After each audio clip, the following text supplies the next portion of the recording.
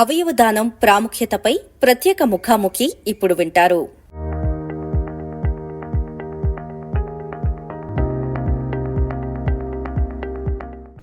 శ్రోతలకు నమస్కారం. ఈరోజు మన ప్రత్యేక కార్యక్రమంలో సమాజానికి ఎంతో ప్రాధాన్యత కలిగిన అవయవ దానం ప్రాముఖ్యత అనే అంశంపై మాట్లాడుకుందాం. మరణానంతరం కూడా మనిషి తన అవయవాల ద్వారా మరికొందరి జీవితాల్లో వెలుగులు నింపగలడు. అవయవ దానం వల్ల ప్రాణాపాయ స్థితిలో ఉన్న అనేక మంది కొత్త జీవితాన్ని పొందే అవకాశం ఉంటుంది. అయితే అవయవ దానం గురించి సరైన అవగాహన లేకపోవడం వల్ల చాలామంది ఈ అవయవ దానానికి ముందుకు రావడం లేదు. అవయవ దానం ప్రాముఖ్యత, దాని అవసరం, ప్రజల్లో అవగాహన పెంచాల్సిన అంశాల గురించి తెలుసుకోవడానికి ఈరోజు మనతో ప్రత్యేక అతిథి, Jeevan Dan Andhra Pradesh chief transplant coordinator doctor Manmatharao గారు మనతో ఉన్నారు. ఈ అంశంపై వారిని మరిన్ని వివరాలు అడిగి తెలుసుకుందాం. సార్, ముందుగా అవయవ దానం అంటే ఏమిటి? దీనిపై ప్రజల్లో సరైన అవగాహన కల్పించడం ఎందుకు అవసరమంటారు?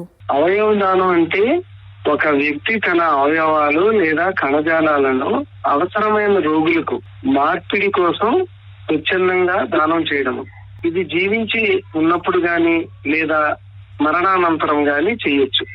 అవయవ దానం ద్వారా అనేక మంది ప్రాణాలను కాపాడమే కాకుండా కొన్నిసార్లు వారి జీవన నాణ్యతను, జీవన శైలిని మెరుగుపరచవచ్చున్నాం. అయితే అవగాహన లోపం, ప్రజల్లో అపోహలు, కుటుంబ సభ్యుల సందేహాల వల్ల చాలా అవయవాలు వృధా అవుతున్నాయమ్మా. అందుకే ప్రజల్లో సరైన అవగాహన పెంపొందించడం అత్యంత అవసరం. ఒక అవయవదాత 8 మంది ప్రాణాలను కాపాడగలడు, అనేక మందికి కొత్త జీవితాన్ని అందించగలడు అని అంటారు. ఇది ఎలా సాధ్యమవుతుంది సార్? ఒక డిసీజ్డ్ మీన్స్ బ్రెయిన్ డెడ్ అవయవదాత నుండి 2 మూత్రపిండాలు అంటే ఇద్దరికి ఇవ్వచ్చు, 2 లంగ్స్ ఇద్దరికి ఇవ్వచ్చు, ఒక కాలియం అంటే లివర్ ఒకరికి ఇవ్వచ్చు, గుండె ఒకరికి ఇవ్వచ్చు, ప్యాంక్రియాస్ ఒకరికి, చిన్న పేగు ఒకరికి. ప్రధాన అవయవాలు ఈ 8 అమ్మా. కాబట్టి 8 మంది జీవితాలని మళ్ళీ బతికించగలడు ఒక అవయవదాత. దీనితో పాటు చిన్న చిన్నవి లైక్ కార్నియా ఇవ్వటం వల్ల 2 కళ్ళు కార్నియా ఇద్దరికి ఇవ్వచ్చు.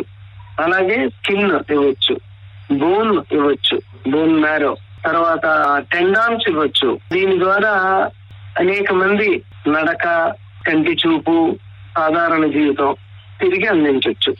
ఇటీవల దేశవ్యాప్తంగా కూడా ఆధార్ ధృవీకరణతో 5 లక్షలకు పైగా అవయవదాన ప్రతిజ్ఞలు నమోదయ్యాయి. ఈ మైలురాయి దేశంలో అవయవదాన ఉద్యమానికి ఎంత ప్రోత్సాహాన్ని ఇస్తుంది అంటారు? ఆధార్ ఆధారిత నమోదు వల్ల దాత వివరాలు ఖచ్చితంగా నమోదు అవుతాయమ్మా. ఒక దాత ఒకసారి నమోదు చేయగలదు. ఇది డిజిటల్ పారదర్శకతను పెంచడంతో పాటు ప్రజల్లో అవయవ దానం పట్ల విశ్వాసాన్ని కూడా పెంచుతుంది. 5 లక్షలకు పైగా నమోదైన ప్రతిజ్ఞలు సమాజంలో అవయవ దానం పట్ల పెరుగుతున్న సానుకూల దృక్పథానికి నిదర్శనం. అంటే ప్రజల్లో అవగాహన బాగా పెంపొందుతుంది. అయితే ప్రతిజ్ఞతో పాటు వాళ్ళు తమ కుటుంబ సభ్యులకు కూడా తమ నిర్ణయాన్ని బ్రతికున్నప్పుడే తెలియజేయడం ద్వారా దానికి ప్రతిఫలం లభిస్తుంది. ఓకే సార్, జీవించి ఉన్నప్పుడు చేసే అవయవదానం, మరణానంతరం చేసే అవయవదానం, ఈ రెండిటి మధ్య తేడా ఏమిటి? అంటే అమ్మా, జీవించి ఉన్నప్పుడు ఒక వ్యక్తి ఒక మూత్రపిండం, 2 ఉంటాయి కాబట్టి ఒక మూత్రపిండం ఎవరికైనా దానం చేయొచ్చు, లేదా లివర్ కాలేయంలో కొంత భాగాన్ని దానం చేయొచ్చు. దాన్ని లివింగ్ డోనార్ అంటారు. మరణానంతరం మీన్స్ బ్రెయిన్ డెడ్ నిర్ధారణ తర్వాత ఒక గుండె, కాలేయంలో కొంత భాగం, ఊపిరితిత్తులు 2 మూత్రపిండాలు, ప్యాంక్రియా, చిన్న పేగులు, ఇవన్నీ కూడా దానం చేయొచ్చమ్మా. కాబట్టి deceased donor, brain dead donor మరణానంతరం ఎక్కువ మందికి, 8 మందికి ప్రాణదానం చేసే అవకాశం ఉంటుంది. సార్, అసలు బ్రెయిన్ డెత్ అంటే ఏమిటి? దానిని ఎలా నిర్ధారిస్తారు? దీనిపై ప్రజల్లో ఉన్న అపోహలేమిటి? బ్రెయిన్ డెత్ అంటే మెదడు పూర్తిగా శాశ్వతంగా పనిచేయడం ఆగిపోవడం. ఇది కోమాతో పూర్తిగా భిన్నమైన పరిస్థితి అమ్మా. చాలా మంది వ్యక్తులు బ్రెయిన్ డెత్, కోమా 2 సినానిమస్ అనుకుంటారు. బట్ బ్రెయిన్ డెత్ ను ఉద్దేశించిన నిబంధనల ప్రకారం నిపుణులైన వైద్య బృందం 2 దశల్లో ప్రత్యేక పరీక్షల ద్వారా నిర్ధారిస్తుంది.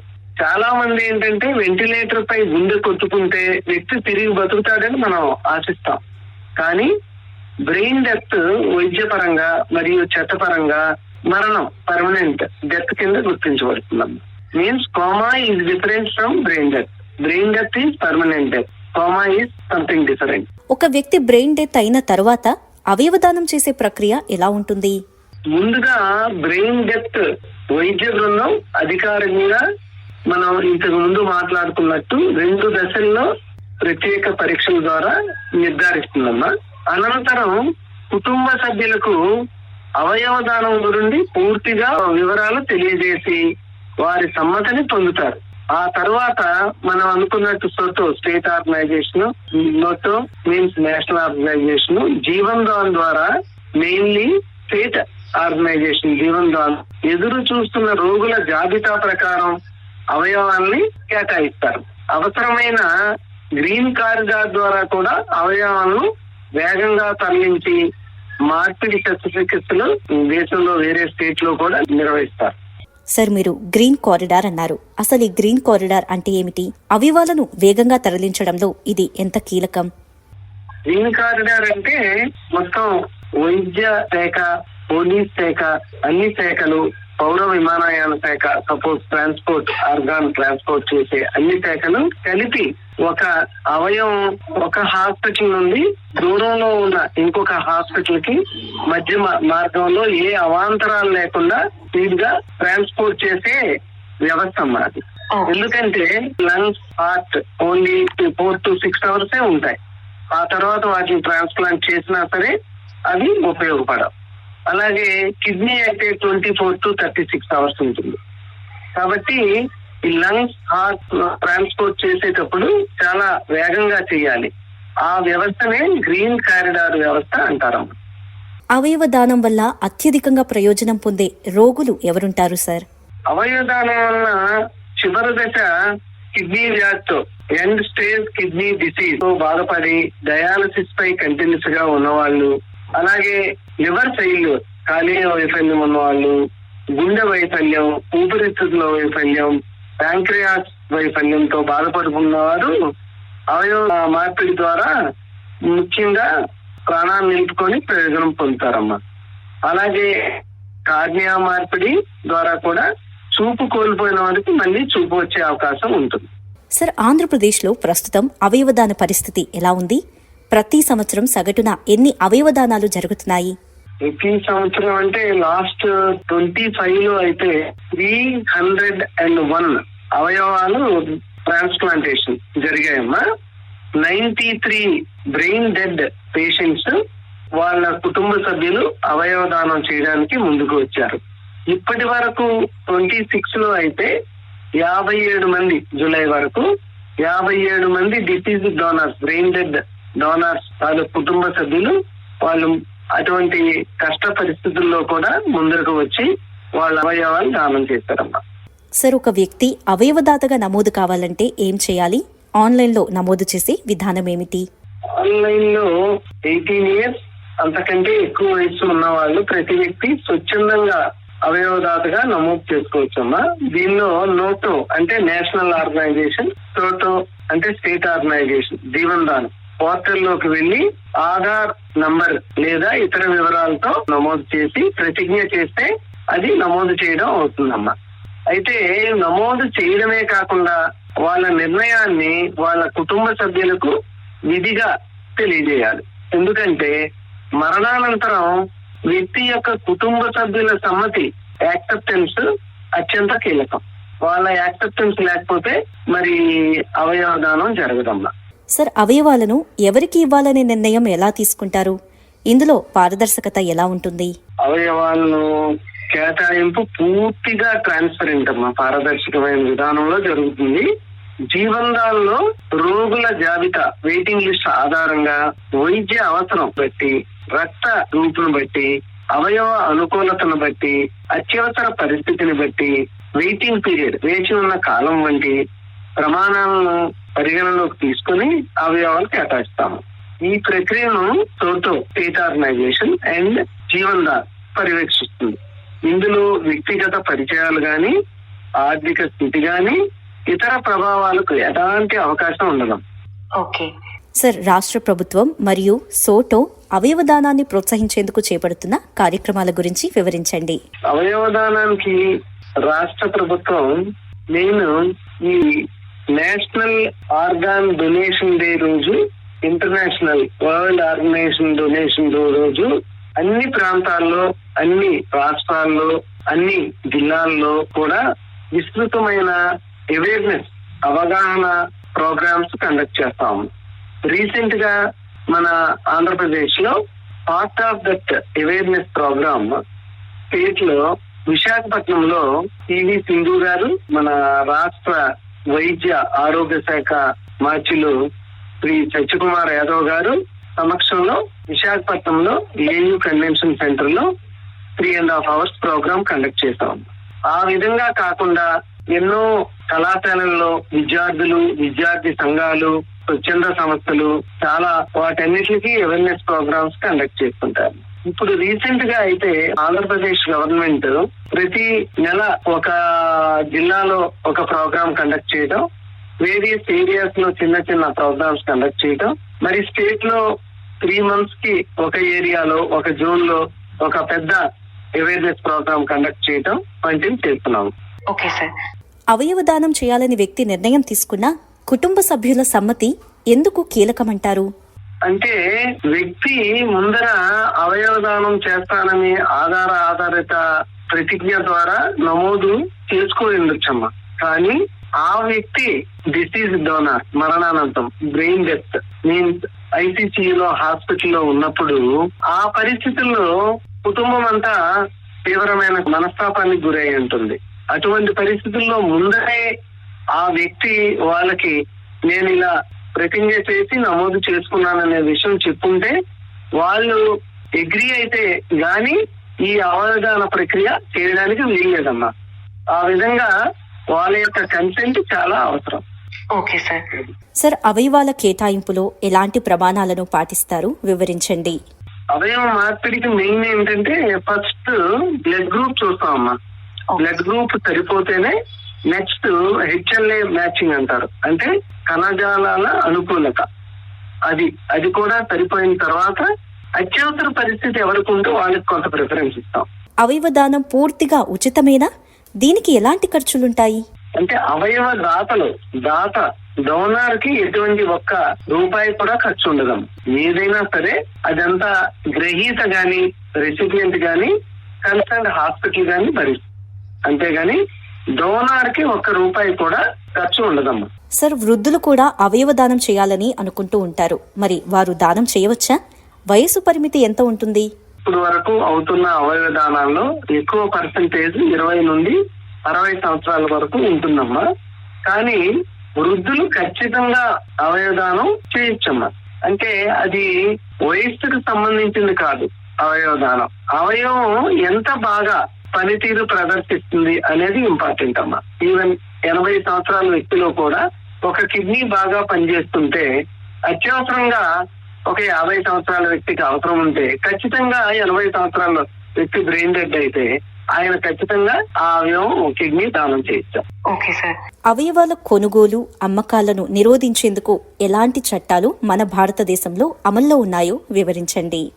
అవయవాల కొనుగోలు అంటే అమ్మకాలు అసలు జరిగే అవకాశం చాలా తక్కువ అమ్మా. భారతదేశంలో transplantation of human organ and tissue act 1994 మరియు ఆ తర్వాత వచ్చే సవరణల ప్రకారం అవయవాల కొనుగోలు, అమ్మకం పూర్తిగా నిషేధించబడింది. ఈ చట్ట ప్రకారం అవయవ మార్పిడి ప్రభుత్వం గుర్తింపు పొందిన కేంద్రాల్లో మాత్రమే, ఓటీసీస్ అంటారు, ఆర్గాన్ ట్రాన్స్ప్లాంట్ సెంటర్స్ లో మాత్రమే నిర్దేశించిన నిబంధనల ప్రకారం నిర్వహించాలమ్మా. చట్టాన్ని ఉల్లంఘించిన వాటికి కఠినమైన శిక్షలు, ఇదే వ్యవస్థలో ఏమైనా ఇన్వాల్వ్ అయిన వైద్యులకు వాళ్ళ యొక్క రిజిస్ట్రేషన్స్ కూడా క్యాన్సిల్ అవుతాయమ్మా. సార్, మధుమేహం, రక్తపోటు వంటి వ్యాధులు ఉన్నవారు కూడా అవయవదాతలుగా ఉండవచ్చా? ఖచ్చితంగా ఉండొచ్చమ్మా. అవి కంట్రోల్లో ఉండి అవి వాళ్ళ అవయవాలు లైక్ కిడ్నీ, లివర్ వాటిని ఏమాత్రం ప్రభావితం చేయకపోతే ఆ కిడ్నీ, లివర్ మిగతా ఆర్గాన్స్ బాగుంటే ఖచ్చితంగా వాళ్ళు అవయవదానం చేయొచ్చమ్మా. మరణానంతరం అవయవదానం చేస్తే శరీర ఆకృతిలో మార్పులు వస్తాయా? అంత్యక్రియలకు ఎలాంటి ఇబ్బందులుంటాయి? అబ్సల్యూట్లీ నో అమ్మా, అసలు ఓకే. ఏమీ లేదు. అవయవాల సేకరణ మెయిన్ అది ఒక సర్జికల్ ప్రాసెస్. అత్యంత నిపుణులైన శస్త్రచికిత్స వైద్యులు ఆపరేషన్ థియేటర్ లో నిర్వహిస్తారమ్మా. చాలా జాగ్రత్తలు, యాంటీసెప్టిక్ మెజర్స్ అన్ని తీసుకొని స్టెరైల్ మెథడ్స్ తీసుకొని చేస్తారమ్మా. అనంతరం శరీరాన్ని సాధారణ స్థితిలో కుట్టి అంతా సెట్ చేసి కుటుంబ సభ్యులకు అప్పగిస్తారు. శరీర ఆకృతిలో ఎటువంటి తేడా కనిపించదమ్మా. బయటికి ఎలాంటి మార్పులు కూడా ఉండవమ్మా. సర్, గ్రామీణ ప్రాంతాల్లో, పట్టణ ప్రాంతాల్లో అవయవ దానంపై అవగాహన పెంచడానికి ఇంకా ఎటువంటి చర్యలు అవసరం? పట్టణ ప్రాంతాల్లో మీకు చెప్పినట్టు ఇప్పటికే అవేర్నెస్ ప్రోగ్రామ్స్ అన్ని కండక్ట్ చేస్తున్నాము మన స్టేట్ లో, అన్ని జిల్లాల్లోనూ. బట్ గ్రామీణ ప్రాంతాల్లో స్థానిక భాషలో అవగాహన కార్యక్రమాలు, దీనికి సంబంధించిన గ్రామ సభలు, పాఠశాలలు, కళాశాలలు వాటిలో సభలు నిర్వహించి అవయవ దానంపై అవగాహన కార్యక్రమాలు నిర్వహించాలమ్మా. ఆరోగ్య శిబిరాలు కూడా కండక్ట్ చేయాలి. తర్వాత ఎక్కువగా గ్రామాల్లో ఏంటంటే ఆశా కార్యకర్తలు, ఏఎన్ఎంలు, స్టాఫ్ నర్సులు వీళ్ళందరూ ఈ ప్రజలతో మమేకమై ఉంటారు. కాబట్టి అలాంటి వాళ్ళ ద్వారా ప్రచారం విస్తృతం చేస్తే, గ్రామ సచివాలయ వ్యవస్థ ద్వారా కూడా విస్తృతం చేస్తే మరింత ఉపయోగం ఉంది. ఎక్కువ మంది అవయవ దానానికి అంగీకరించే అవకాశం ఉందమ్మా. తర్వాత ఇంకొకటి ఏంటంటే మత పెద్దలు, స్థానిక ప్రజాప్రతినిధులు, మనం ఇంతకు ముందు అనుకున్నట్టు స్వచ్ఛంద సంస్థలు కూడా ఈ కార్యక్రమంలో భాగస్వాములు చేయడం ద్వారా ప్రజల్లో విశ్వాసం మరింత పెరుగుతుందన్న. అవయవదానంపై ప్రజల్లో ఇంకా ఉన్న ప్రధాన అపోహలు ఏమిటి? వాటిని ఎలా తొలగించాలి? అవయవదానంలో మెయిన్ అపోహలు ఏంటంటేనమ్మా, అవయవాల కోసం త్వరగా చనిపోయినట్టు ప్రకటిస్తారంటారు. అంటే మనం అవయవదాన ప్రతిజ్ఞ చేసి మనం ఆర్గాన్ డొనేషన్ ఆన్లైన్ లో బుక్ చేసుకుంటే, అలా తెలిస్తే వెంటనే మనం ఇంకా బతుకున్నా సరే బ్రెయిన్ డెడ్ అని చనిపోయినట్టు ప్రకటిస్తారని చాలా మంది అపోహ. కానీ దీనిలో ఏంటంటే వాస్తవం, నలుగురు స్వతంత్ర వైద్యులు, ఇండిపెండెంట్ డాక్టర్స్ బోర్డ్ 6 గంటల వ్యవధిలో 2 సార్లు పరీక్షలు చేస్తారన్నమాట. దాంతో మార్పిడి బృందం, ఈ ట్రాన్స్ప్లాంట్ చేసే మార్పిడి బృందానికి, బ్రెయిన్ డెత్ డిక్లేర్ చేసే బృందానికి ఎటువంటి రిలేషన్ ఉండదమ్మా. అది ప్రజలు గ్రహించవలసిన విషయం. తర్వాత దీన్ని ఓన్లీ ధనవంతులకే అవయవాలు వెళ్తాయి అనేది ఒక బాగా జనాల్లో ఉన్న ఇది. కానీ కేటాయింపు కేవలం మనం అనుకున్నట్టు బ్లడ్ గ్రూప్ ప్రకారం, కంప్యూటర్ ఆధారితం, రక్త గ్రూపు, టిష్యూ మ్యాచింగ్, అత్యవసరం బట్టి, వెయిటింగ్ లిస్ట్ ను బట్టి, ఇవన్నిటిని బట్టి వస్తున్నాం. అంతేగాని డబ్బులకి కొనుక్కోవడానికి, దీనికి దాన్ని మార్చేయడానికి ఎటువంటి పరిస్థితుల్లో 0.00001% కూడా అవకాశం లేదమ్మా. తర్వాత ముసలి వాళ్ళు, జబ్బు ఉన్న వాళ్ళు ఇవ్వలేరు అంటారు. దానికి మనం తీసుకున్నాం, ఇప్పుడే చెప్పాం. వయస్సు కాదు ముఖ్యం, అవయవ పనితీరు ముఖ్యం. 90 ఏళ్ల ముసలి ఆయనలో కూడా మంచి అవయవ పనితీరు కలిగిన కిడ్నీని 30 ఏళ్ళు, 40 ఏళ్ళు, 50 ఏళ్ళు వాళ్ళకు కూడా ఇవ్వచ్చాం. తర్వాత మీరు అడిగినట్టు బీపీ, షుగర్ ఉన్న వాళ్ళు ఇవ్వకూడదు అనేది కూడా ఏం లేదమ్మా. బీపీ, షుగర్ ఉన్న వాళ్ళు కూడా నియంత్రణలో ఉండి ఆ జబ్బులు, అవయవాల పనితీరు బాగుంటే వాళ్ళు ఖచ్చితంగా అవయవదాతలుగా మారవచ్చు. Okay sir. తర్వాత దాన కుటుంబం, డోనర్ కుటుంబం కూడా డబ్బు ఖర్చు పెట్టాలని అందరూ అనుకుంటారు. నేను మీకు చెప్పాను, ₹1 కూడా దాత కుటుంబం ఖర్చు పెట్టవలసిన అవసరం లేదు. రెండోది, డబ్బు తీసుకోవచ్చు అనుకుంటారు. ఇదంతా చట్ట విరుద్ధం, సివియర్ పనిష్మెంట్స్ ఉంటాయండి. లాస్ట్ ఏంటంటే బ్రెయిన్ డెత్ నుండి కోలుకోవచ్చు అనుకుంటారు. Brain death is permanent death, unlike coma is different. Coma నుండి బయటపడవచ్చు, కానీ బ్రెయిన్ డెత్ అనేది పర్మనెంట్ డెత్ అమ్మా. దాని నుండి ఇంతవరకు ప్రపంచంలో ఏ ఒక్క వ్యక్తి కూడా బయటపడలేదు. ఓకే సార్, చివరిగా ప్రతి కుటుంబం అవయవదానం గురించి ఒకసారి ఆలోచించాల్సిన అవసరం ఎందుకు ఉంది? దీనికి 2 కారణాలమ్మా. ఏంటంటే ప్రతి కుటుంబము అవయవదానం గురించి మనిషి మరణాంతరం కూడా కొంత మంది జీవితాలను వెలిగించవచ్చు అన్నది అత్యున్నత మానవతా సేవ. బ్రెయిన్డ్ ఆర్గాన్ డొనేషన్ అనేది అత్యున్నత మానవతా సేవ కిందకి వస్తుందమ్మా. ఒక దాత నిర్ణయం అనేక మంది ప్రాణాలను కాపాడగలదు. మనం ఒక దాత 8 మందికి బతికించగలదు అనుకున్నాం. అదే ఎంతో మంది జీవితాల్లో కొత్త జీవితాన్ని అందించగలరు. అంటే కార్నియా గానీ, టెండాన్స్ గానీ, హార్ట్ వాల్వ్స్ గానీ, అవన్నీ చర్మం గానీ ఇది ఇచ్చి. కాబట్టి ప్రతి కుటుంబం అవయవదానం గురించి చర్చించాలి. సరైన అవగాహన పెంపొందించుకోవాలి. తమ నిర్ణయాన్ని కుటుంబ సభ్యులతో చర్చించి పంచుకోవాలమ్మా. ఎందుకంటే మనం ఆర్గాన్ డొనేషన్ కి యాక్సెప్ట్ చేసి ప్రతిజ్ఞ చేసి దానిలో ఎన్రోల్ అయినా సరే మనం చనిపోయిన తర్వాత మన కుటుంబ సభ్యులతో మనం ముందర ఇదంతా నిర్ణయాన్ని పంచుకొని ఉంటే మాత్రమే మన కుటుంబ సభ్యులు అవయవదానం గురించి వాళ్ళు యాక్సెప్ట్ చేస్తారు. Okay sir. దాంతో అది సక్సెస్ అవుతుంది. 8 మంది జీవితాలను కాపాడడానికి అవకాశం ఉంటుంది. సో అవయవదానం మహాదానం. మీ నిర్ణయం ఎవరికో ఒకరికి కొత్త జీవితాన్ని ఇస్తుంది కాబట్టి దాన్ని ఖచ్చితంగా మనం మన కుటుంబాలతో చర్చించాలి. అది అమ్మా. Okay sir. ఈ రోజు మన ప్రత్యేక కార్యక్రమంలో అవయవదానం ప్రాముఖ్యత అనే ముఖ్యమైన అంశంపై మన అతిథి డాక్టర్ మన్మథరావు గారి ద్వారా ఎన్నో విలువైన విషయాలను తెలుసుకున్నాం. ఈ కార్యక్రమానికి విచ్చేసి విలువైన సమాచారాన్ని అందించిన మీకు ధన్యవాదాలు సార్.